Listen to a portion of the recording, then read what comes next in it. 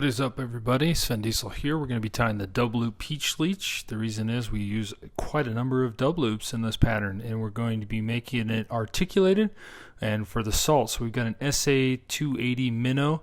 I really like the gape or gap, depending on how you pronounce it. On this hook, I like the short shank, kind of like a stinger hook. We're going to be using some nano silk. This is some 3/0. I definitely recommend GSP for this, unless you want to make your dubbing loops separate using a stainless steel wire. But let's go ahead and start our thread right here, just with some touching wraps covering the shank of this hook. As you can see, we don't have a lot of room to add body materials. I really like that, and so what we'll be doing is we'll just be basically adding a longer shank on this. And this is this new marabou. It's put out by Hairline Dubbing, but it spawns fly fish to match their peach dubbing that came out, and they really match up well. And these feathers looks really nice. I really like the length of them, and you get a pretty good variety so far from the 2 packs I've purchased. So what we're going to do is we're just going to cut out the tip of this for our tail. I like this to be a little bit more sparse, and so I'm going to leave these long, skinny stragglers right there. If I don't really want to call them stragglers, that usually has a negative connotation, but you can see how that's just going to be a really sweet tapered tail. And then I'll just do some loose wraps going up the shank, and then I want to leave about a hook eyes gap there, so I can have enough room to tie off the dub loop and also do a whip finish. And so I'm just going to work my way back down into the tail and make sure that we've got it just nice grouped together, come back up a little bit, and I'm really cranking down at this point, and I'll leave my thread kind of right there in the middle to create my dub loop. And you only need about a 3-inch dub loop, and you can see how I crisscross it, so I get it to a point that really helps with inserting the material so that they stay. And so we'll go ahead, and I'm using the Stonfo Roto Elite dubbing tool. I love this thing. If you struggle with dubbing loops, this could help you out. It's really worth the price point. But here we go. We're just going to take another marabou feather. Here's the dubbing we're going to be using. It's the ghost shrimp. And what we're going to do is take this and take out a really good hefty clump, and we're going to basically stack it. So I'm just going to pull it apart and pull it apart again, laying it right on top of each other. And as you pull it and lay it apart on top of each other, I'm not going to fold it right on top of each other again, and I'm going to kind of vertically stack it now and widen it in my hand. That makes it a lot easier for spreading it out in the dubbing loop. So you can see how they're all, I didn't leave them clumped up together, and I'll just go ahead and just lightly spread them out there, because if you spread them out, it helps to make a more consistent dub loop, similar to when I make my brushes. It's just easier to do on a dubbing brush table than it is in a dubbing loop. But we'll go ahead and spin that up so it's fairly tight. I'll brush it out, trying to remove all the clumps if possible, because I want this rear section to be a little bit slimmer than the main body of this leech or baitfish imitation. And then I'll just apply a little bit of glue down. This is a gel, so it's not going to dry immediately, and allow some of these this fibers in this dub loop to really bond to that marabou and bond to the shank of this hook. And so we'll just begin with one solid wrap, and as I come around, I'm trying to preen these fibers to the best of my ability. You're going to have some that go forward, and you may or may not get super glue all over your hands, but you can see I'm not really grabbing and pinching around the shank.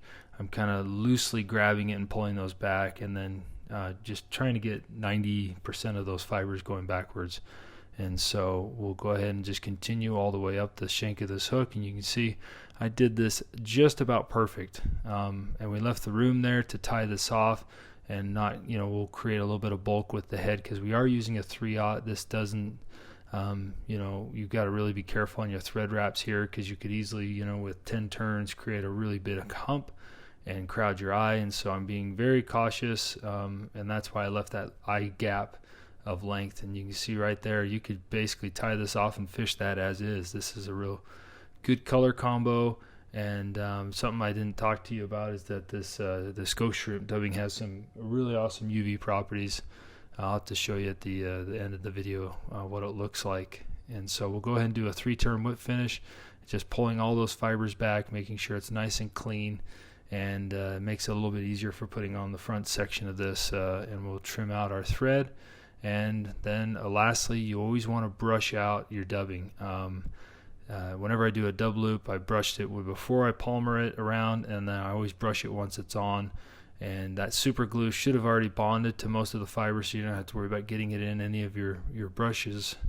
But if you did, that means you didn't go thick enough. So here's what we're going to use for the next part. It's a 60-degree shanked, I guess 60-degree shank. It's not a hook, but we're going to basically make this so it rides hook point up. And so we'll go ahead and insert this so that the hook point and the jig eye is basically going up. And so I'll just insert that into the hook while it's still in my vise, and then I'll remove the hook, and I'm going to flip it upside down and just grab it right there at the rear of the shank. We're going to be adding a marabou dub loop to kind of hide this loop, so you don't have to be super careful of closing that gap.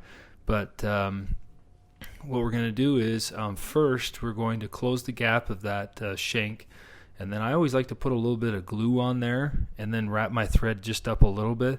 So like if you're doing like for example, a game changer or something where you're using a lot of feathers and chenilles and stuff, and you can see these connection points, I put a little bit of super glue down on that shank on my thread, and then up the shank a little bit, and then I wrap my thread up to just cover that a little bit. And that's also could be beneficial if you wanted to close the movement on this rear section. By going your thread backwards, you'll limit the movement.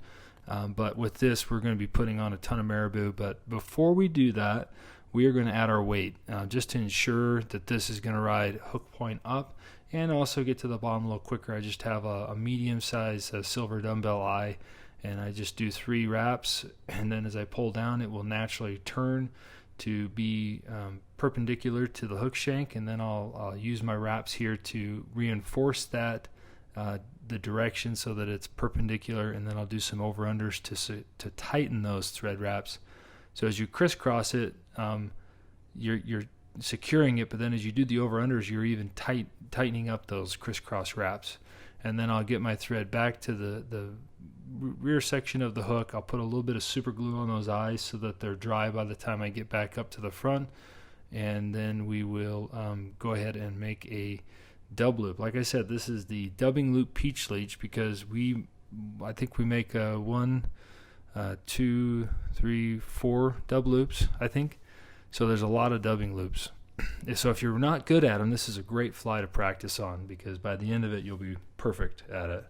So we make a dub loop here at the rear. This is roughly, you could probably do a 3-inch one. I'll put my tool in it so that it doesn't bind up or get in my way. And this rear section's being a little bit tricky with me right now, so we'll go see if that will hold it. But I'm going to take one of these marabou feathers, and I'm going to basically pull it away from the stem so that they're perpendicular to the stem. And I'm going to take this new clamp here, and I'll basically grab those tips. And I don't need the full length to the stem, because you can see there's a lot of underfluff right here, and so I'm cutting it at an angle to the tip, but the fibers are all about the same. And if they're a little bit shorter at the end or a little bit bigger at the other one end, it doesn't matter, because we're going to spin this up and twist it around, and you won't even notice any inconsistencies. So I like to leave about 1/8 of an inch to 3/16 of an inch extended out on the other side. If you've ever done anything with composite loops, I believe that gives it a little bit of structure so that the feathers will poof out a little bit more. So I like to leave that on when I'm doing like a marabou dub loop, and I want it to not lay flat, because marabou, when it gets wet and stripped, it doesn't really have a lot of volume. It will mat to that rear hook, but that's also good, because then it opens up that hook gap for piercing some lips. So I'm just going to palmer these with touching wraps, preening them back as close as I can, or as well as I can, so that they're going backwards, and then touching wraps working forward, and we'll end it roughly halfway down that thread of the gap, sealing that rear shank. And then I'll go ahead and tie this off with the thread, the GSP, and I'll do it and then wrap a few wraps back onto that marabou, just to really kind of force those fibers going back. And we're going to be covering up this junction here with some dubbing. So try and get it as clean as you can, but if you got a few stragglers, that is okay, because the buggier the better. But that is going to cover up the junction of the rear hook to the shank. And also, marabou doesn't really have like super strong fibers, but I think it will restrict the movement of that rear hook just a little bit, kind of keep it more in line. And that's why I did it this way. So, because I could have stacked it on top or on bottom, which would allow for more movement, but I really like just doing that dubbing loop. And so we just made another dubbing loop here, and we're going to dub the body. So this is dubbing loop number 3, and I'm going to grab out about, I wouldn't say double the amount of dubbing we did for the rear section, but 1.5 for sure. And we'll go ahead and insert it, and I'm not going to spread it out as much because I want it to be a little bit bulkier, and I'm not going to stack it in the middle. I'm going to kind of have the dubbing go a little bit further to one side, maybe 1/3 to 2/3 ratio, so that these fibers are just a little bit longer. And then we'll go ahead and spin this up. And when you go thicker, that's going to be a little bit more clumpy, which is okay because I wanted it to be thicker on this front section. And so I'm not going to brush it out as much as I did the rear. You know, we had a pretty fine core on the rear section. This one I wanted to be a little bit thicker. And naturally, since we use more dubbing, it should be. But I'll just lay down a little bit of that super glue gel. And then we'll just go ahead and start palmering this up. And the first wrap's always the hardest. Once you get it going, it is all fun. So loosely preen those fibers back. Try not to get super glue on your hands or on the dubbing, you know, the fibers to the best of your ability. And we just start working our way up. It's going to look really matted because we did go thicker on this, but we will brush it out and it should be all good. So take your time. If you need to do 2 dub loops to make it up this section, you're welcome to do that, but I just recommend going a little bit thicker on your dubbing that you put in, and that way you can just do it in one loop. So, and we want to tie this off right behind the eyes, and that way we have plenty of room for a head. And so we'll go ahead and do some wraps behind, and in front of that dubbing loop, we'll go ahead and seal it off and then trim out that excess. And you can see how I'm just utilizing all the dubbing. You've got room to do so. And for the head, guess what we're going to do? We're going to do another dubbing loop. So that's the 4th one. Let me count that again. Yep, 1, 2, 3. Yep, this will be the 4th one. So you can see how brushing that out, we're not losing a ton of fibers onto the Velcro brush. And that, I believe, is due to the super glue, even though we went a little thicker on the dubbing brush. So that's going to be bulletproof now, and I really like it. And the other reason why I'm doing these marabou in the dubbing loops versus tying it in by the stem is I think it's taking up a little bit less, it's getting a little bit narrower profile. I don't have any proof to back that up, but I've gotten these wet with the dubbing loop, and I just love the way they look, and so that's why I've always done it that way. But these are new materials, new colors, and so that's why it's kind of a new, different than the other leeches I've tied. So we're going to do the same thing. I'm just going to use the other side of that feather, and we may have to grab another one because I generally do a little bit more marabou on these heads, just because the marabou does lay flat. I want a little bit of profile here. And if you haven't picked up one of these clamps, they're pretty sweet. You can see how this just grabs everything super easy, and it makes it also really easy to slide it in. It's got a narrower profile than other clips I've used, so the overall length, it makes it just a little bit easier to work with. And I kind of like where this is. I'm not going to spread them out. I want it to be a little bit thicker. And so, you know, let's grab another feather. I want this to be, you know, probably 3 inches of marabou. And I think that feather was just about 2 is what I got out of it. It was almost a full clip. I've never measured these. But yeah, that's just over 2 inches. So you want about 3 inches of marabou. Maybe for this front on the head section, you could just tie in one of those long marabou feathers and just palmer it around.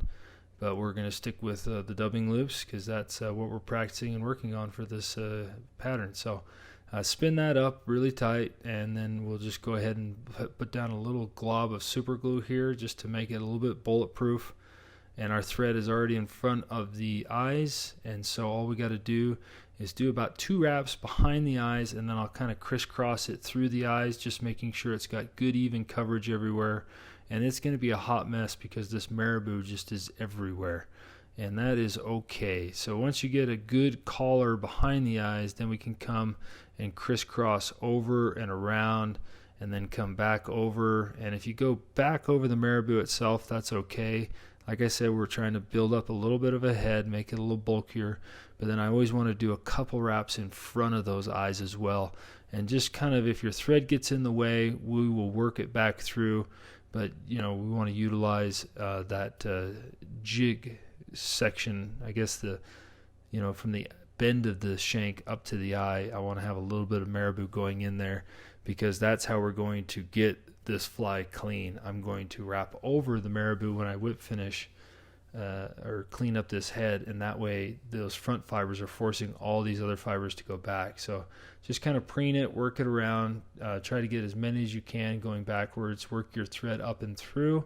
And if you get some stragglers that want to go into the hook eye, that is okay. I'll show you a little trick to get rid of those, because the last thing you want is fibers covering up that hook eye, and you're on the water in a wind and cold and you can't get those. So just cover as many fibers as you can with your finger, hit it with that lighter just real fast. You can see we got most of them. That's golden.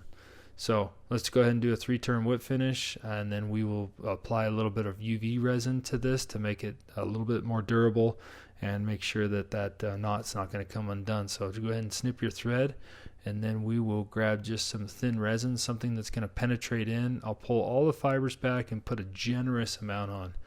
And because I believe, this one we're using a salt hook and a stainless steel shank, I like to make these so that it could be potentially fished freshwater or on salt. And so I'll go ahead and cure this first coat, and then I will do a second coat, just applying plenty of resin. And I'm not going to bore you with that, and I'll just show you all the cool highlights. But as you can see, we're just going to let this cure for about 10 to 15 seconds. Maybe check your text messages while you're holding the light on it. I don't know, but here we go. Let's just do a second coat. It doesn't take that long. And this will also cure in natural sunlight. So generally what I do is when I finish a whole box, I kind of just leave it in, the sun, a window in my house that's not treated for UV. Some of these windows these days are. Or you can set it out on your porch for 10-15 minutes, and that will really make sure everything's just cured up nice. Or you could go down to your beauty supply and get one of those nail polish or nail applicators. But there we go. Here's a really fancy peach leech. It's got a lot of dub loops. It's got weight. It's going to taper real nice, and it's just in the color shrimp. It's going to be killer. Let me show you this cool UV property of that dubbing. So as we look, you can see how that mylar or whatever's in that semi-seal dubbing, it's got a ton of UV properties, and it's just going to be a really cool core. So thanks for watching. Tie some up. Hope they work for you.